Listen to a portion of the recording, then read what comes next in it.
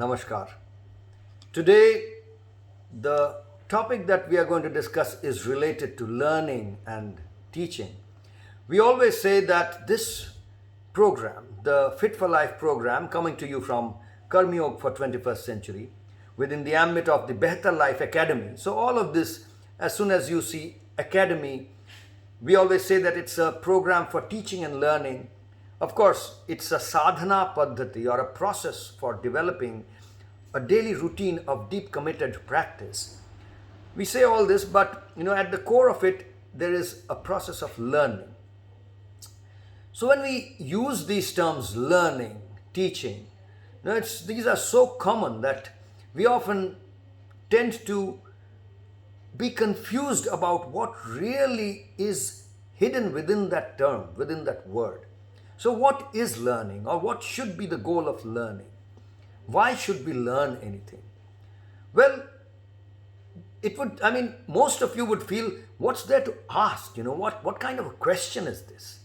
But sometimes when you try and answer the questions that are most obvious, the most obvious ones, you get deeper insights.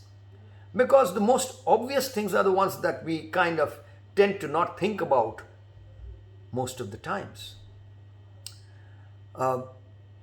I still remember Ken Wilber, who's one of the persons who's inspired us the most in developing this program, on whose integral theory this program is really woven. And when we speak today, you're going to hear a lot about his theory being explained in certain ways. He used to say a very interesting thing that about things being obvious. He would say, well, it was so obvious that it took 20 years for me to understand. Or it's so obvious that it'll take you several lifetimes to understand. So the most obvious things are often most difficult to understand because we kind of don't spend the time required to understand it. So, learning. What is learning? What is the objective of learning? Why should we learn? And what is really the fabric of this teaching and learning process? Now, in order to understand this, we have to go back to our previous satsang where I discussed the whole issue of acceptance. Acceptance, we said it's different from taking. There is give and take, and there is acceptance and sacrifice. Giving and sacrificing is different, and acceptance and taking is different. So accepting, as we knew, what we heard, was when we become one with something in terms of our physical, energetic, mental, spiritual, through all these dimensions, we become one with something, is when we said we have really accepted it. Taking is just taking and keeping it kind of physical, kind of an activity. So what is it that is, and okay, we also understood in the last satsang that it's how important it is to master this whole thing about accepting, sacrificing, and this whole issue of rejecting, giving, taking, that whole part of our life. Now, connected with this notion of acceptance, everything that we accept is another notion of what we like or dislike. Right? Nowadays, of course, the term like, with social media has brought a very new dimension to this issue of liking also. We like and dislike in so many different, so easy all the time. It's become so ubiquitous. So give me a like, that's become a thing. So like is something, this term itself, liking, disliking, is something that we are exploring and we are finding new meanings to it. But the point is, it's something that we all understand. We have all used it all the time in our lives. In order to live our lives, we have constantly liked and disliked, liked and disliked. There are things that we have liked and things that we have disliked. So this liking and disliking is something that is core of our lives and something that we are all very familiar with. We use it all the time. Use that apparatus of liking and disliking all the time. Now, we like and dislike, and as I said, this liking and disliking is connected very, very at the joint at the hip with acceptance and rejection. Things that we like, we are ready to accept. Things that we don't like, we are always ready to reject. So, how is liking connected with uh, education or shiksha or learning? That's the question we are trying to explore today. Well, in order to understand that, we need to really understand a couple of other terms.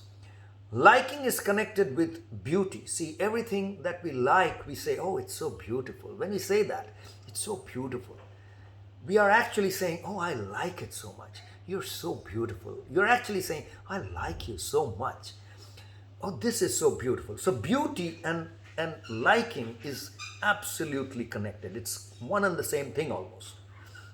So stuff that we like, things that we like, people that we like, we say those are beautiful. We find beauty in those, which is why it's also said beauty lies in the eyes of the beholder. So it's not really objective. On the beholder is the subject of any experience. So we know whenever there is any experience that's happening, and life is just series and a continuum of experiences. So fit for life, since this is a program about life, we have to understand it in terms of experiences. So experience is about a subject and an object. The experiencer, the one who is experiencing, is called the subject, and the one that is being experienced is called the object. Well, so what we can understand is that beauty itself is an aspect of the experiencer, the one who is experiencing. So it's subjective. And no wonder something that I find beautiful, you may not find beautiful. So different people find beauty in different things, different issues, different tastes, different music, different sights, different smell. All of these different touches. Someone likes this kind of a touch. Someone likes a strong hold. All of this is very connected. All our things about the sense organ, or even someone likes a particular kind of knowledge. Someone likes another kind of knowledge, another kind of subject. Someone likes math. Someone likes history, etc. Someone is more tuned with liberal arts. So all these kind of things we are saying is connected with beauty, is connected with liking. So, and beauty and liking, since it's very subjective, so beauty lies in the eyes of the beholder, it's subjective. Now, from here we need to switch to another aspect of life, which is truth. Along with beauty, we need to examine truth. Now, whatever is true may not be beautiful. You may not like what is true. Well, very often it is said, in Indian languages, there is a term called kadwa sach, means truth that tastes bitter, bitter truth. So truth may not always be sweet. It may not always be something that you like.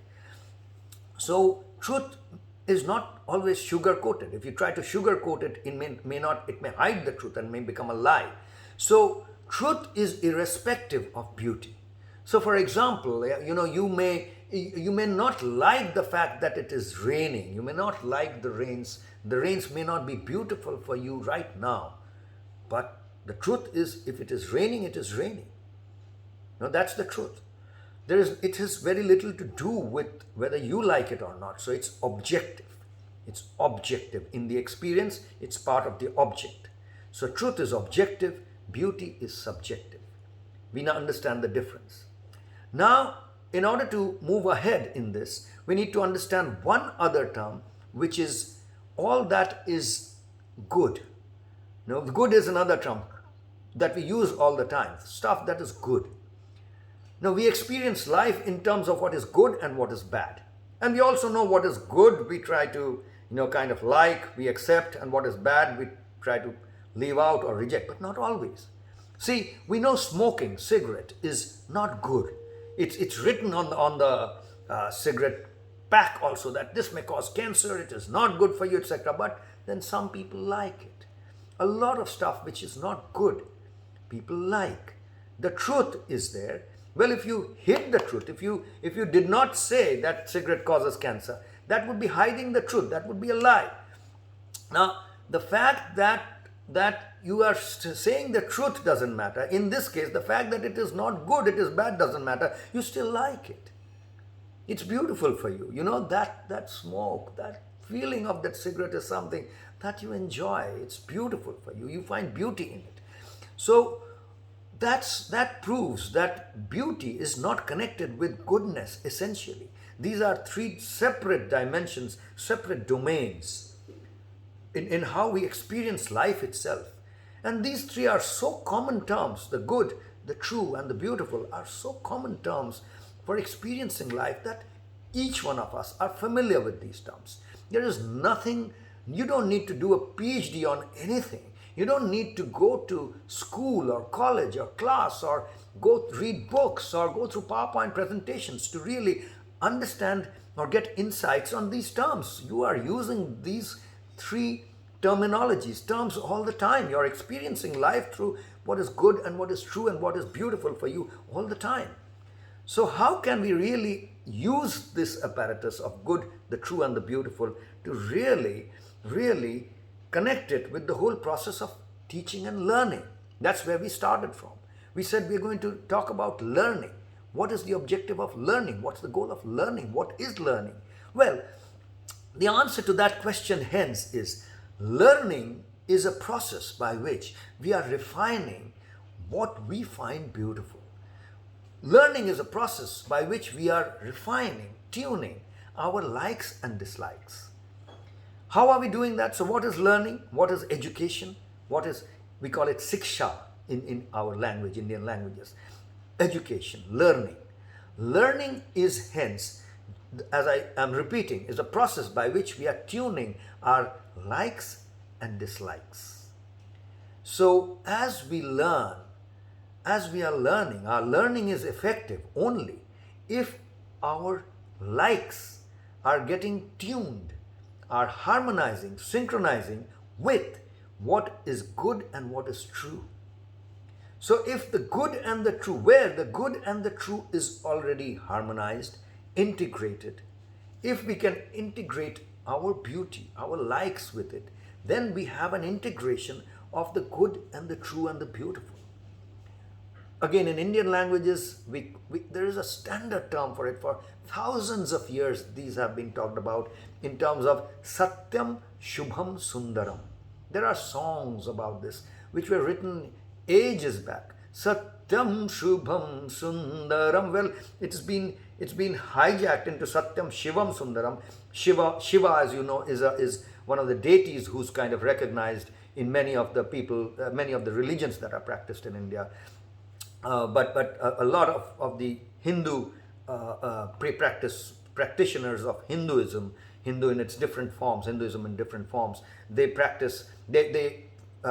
believe in Shiva as a deity. So what is Shubha? What is good for you is connected with Shiva. So the song is often called Satyam Shivam Sundaram, but the way we understand is Satyam Shubham Sundaram, which means the good, the true, and the beautiful. So this good and the true and the beautiful, when it comes together, well, that is godly. And when it's bereft of all these three qualities, when it's negative to all of this, what is ugly, what is untrue, lies, and what is not good for us, when it is, then all three of these together form evil. And when the integration of all these three in one place is divine, is divinity. So just two of them will not be divinity. Just one will not be divine. It's moving toward divine, but it's the integration, harmonizing of these three qualities, the good and the true and the beautiful, is what will make something divine. So learning is a process by which we are transforming our own selves, our own likes and dislikes, so that we can now like all that is good and that is true, so that we can have an integration of the good, the true, and the beautiful. And hence, through that integration, we can embrace all that is divine. Well, that's all for today, folks. Take it easy, take care, as always. That's all for now. Namaskar.